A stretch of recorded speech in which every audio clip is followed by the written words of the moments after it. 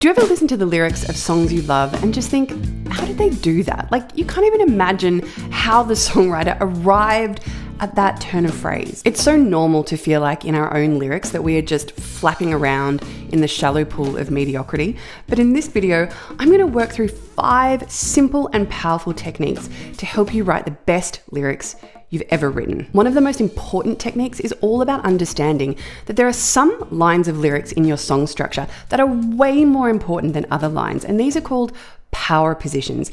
And in technique number 5, I'm going to explain to you what they are, where they are, and how to use them. Number 1, extending metaphors. A metaphor is when we describe one thing through the lens of some other object.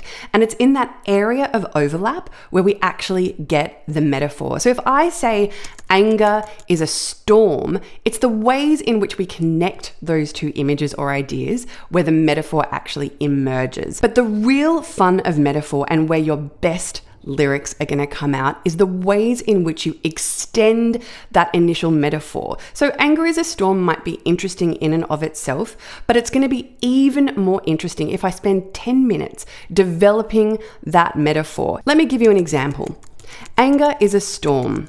The clouds of your mind gather, darkening your eyes. Your words are lightning, striking out at the nearest touch point. Your voice swells and spills, and I harden like ice.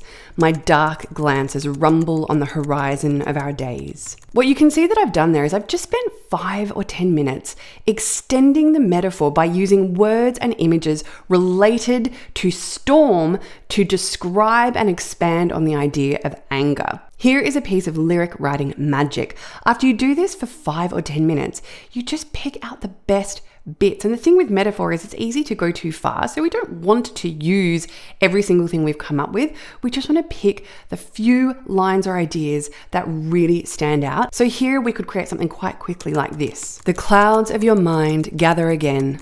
Words start spilling out.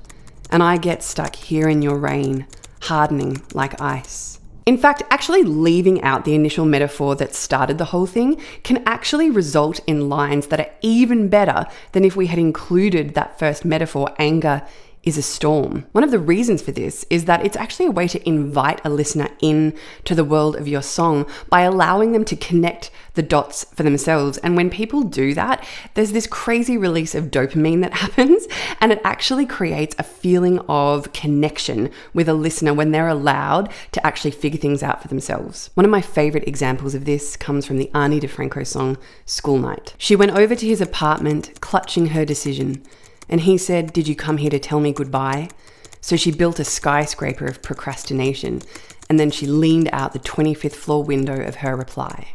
So here is the action step for you. The songwriting exercise is to come up with 5 different interesting initial metaphors, and you can use a random word generator like perchance.org, and I've included a link to that in the notes below. So come up with 5 interesting combinations like jealousy is a kitchen, the conversation was a security checkpoint, growing older is an elephant. And for each one of these 5 interesting combinations, spend 5 or 10 minutes extending the metaphor, making sure that you are using words, phrases, and images that are related to the metaphor image. So if I'm using jealousy is a kitchen, kitchen is the metaphor image. I'm really talking about jealousy, but I'm going to use language related to kitchen to paint that picture. Another great way to practice this is, of course, to listen to some great songs that actually do this inside the lyrics of the songs. And here are a few examples. Golden by Jill Scott, Circle Games by Joni Mitchell, She Burns by Foy Vance, Take Me to Church by Hosier.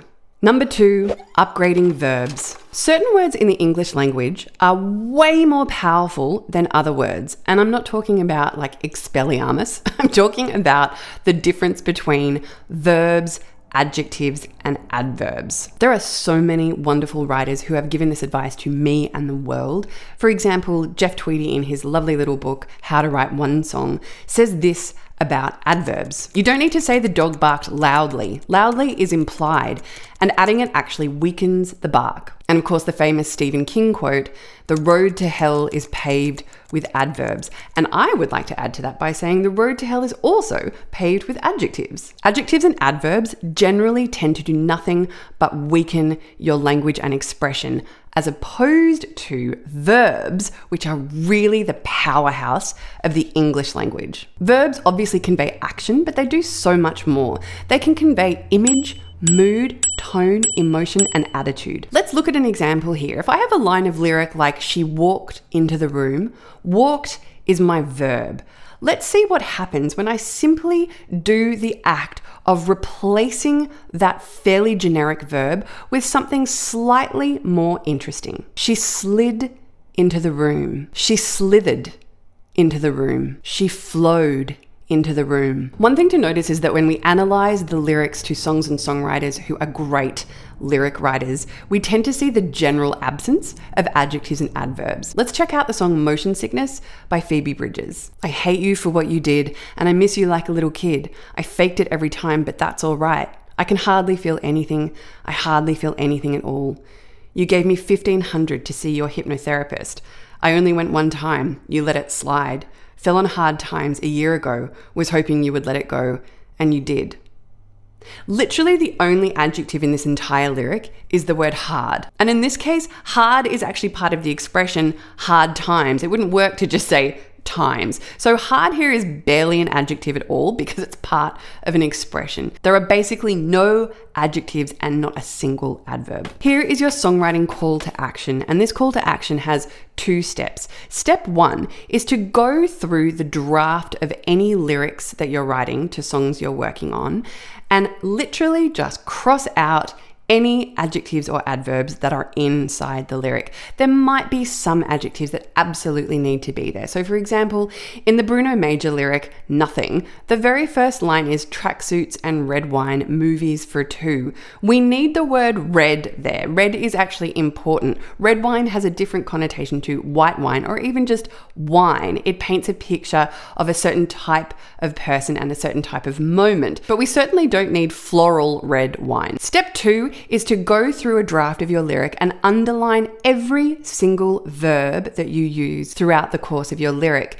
And the task here is to pick one verb per section and upgrade that verb to something more interesting. Just a quick note here to say, if you are finding this video useful or helpful at all, please go ahead and click the little like button. It really helps the magical YouTube algorithm pixies deliver our content to other people who might be interested in the video, and it really helps us and we really appreciate it. Number 3, use specific imagery that works hard. When Bruno Major sings "tracksuits and red wine, movies for two," it puts a movie in your mind. You get a clear sense of who the characters are, what their relationship is, how long they've been together, what they're doing right now, where they are, and why they're there. The movie starts playing in your mind, and so you become invested in this song. As Stephen King says, good description usually consists of a few well-chosen details that will stand in for everything else. And this is true for song as well, and maybe even more true for song, where we have very limited real estate in which to build mansions in the minds and hearts of our listeners. There's a line from an Amanda Palmer song that I just love so much because it demonstrates this so beautifully. The line is from her song, "The Bed Song," which is just a great and epic song to start with. But this particular line kills me every time. And it's this: "I find my glasses and you turn the light out." I just love this line so much because it's very much like that Bruno Major lyric in that it is this really specific snapshot of an image that actually shows us, rather than telling us, so much about the relationship here. We know this is 2 people in bed together. We know something about their age. They've probably been together for a while and maybe even a long time. And glasses kind of maybe even adds 10 or 20 years onto the vision of who these people are. So we know they're maybe a couple in their 30s, 40s, or 50s. We also know that as one of the characters is leaning over to get her glasses to read, that the other character is turning their light out. So these 2 characters are not on the same page. They're actually kind of living parallel lives even as they are existing or coexisting in their most intimate space, their bed. So there is something deeply wrong here. And it's this image that shows it to us rather than telling it to us that makes it even more powerful. For a detailed walkthrough on how to come up with great imagery, check out this video on our channel. Or if you want a more deep and structured demonstration with case studies, examples, and application, you can check out our short course. The link is in the video notes below. Here is your call to action with this lyric writing tip.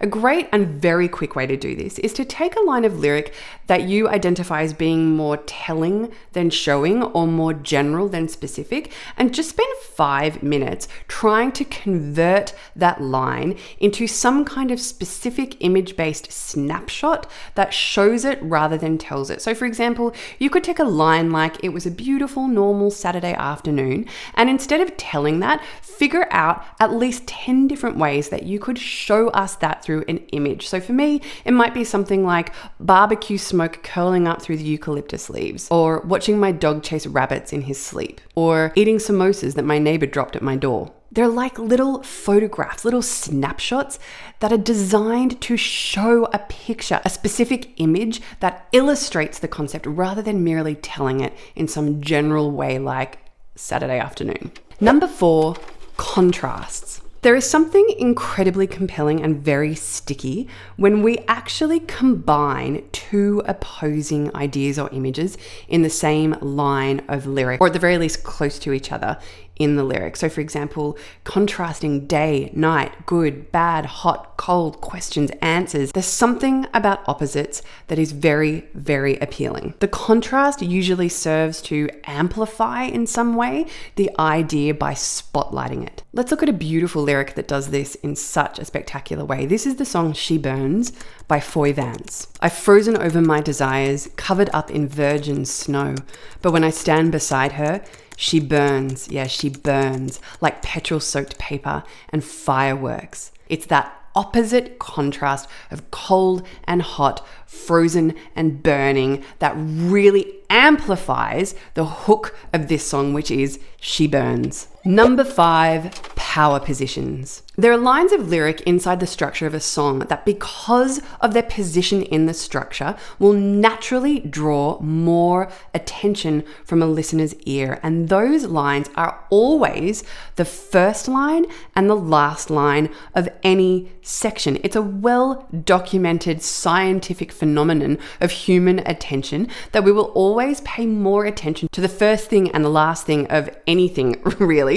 But it's also true in songs. The human ear is naturally spotlighting the first line and the last line. It's not that the internal lines aren't important, they are, but they're just not as important. In this video, I want to focus on one really effective technique that I call the last line pivot. We're going to use that last line to create surprise. To see how this works, let's listen to one of the best songs ever written. I'm just going to go out and say it. It's the song "River" by Joni Mitchell. It's coming on Christmas. They're cutting down trees.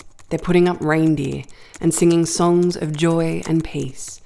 Oh, I wish I had a river I could skate away on. The surprising element of that last line comes because Joni has stacked images of Christmas.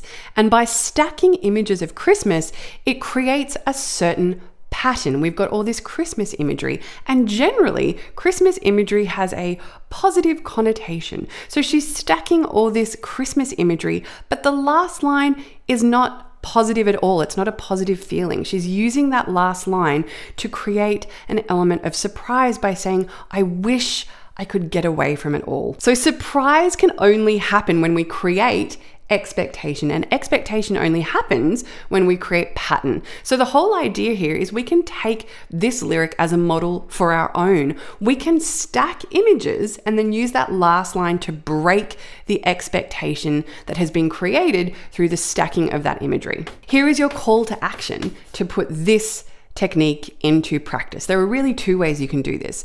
The first way is to start by stacking images that describe something. It could describe an event, it could describe a feeling, it could describe an experience that you had, and then use that last line to pivot. The other way to do this is to reverse engineer the section, to actually start with your last line, think about what your target is, and then start with its opposite. If you want more tips and tricks on writing better lyrics, check out this video.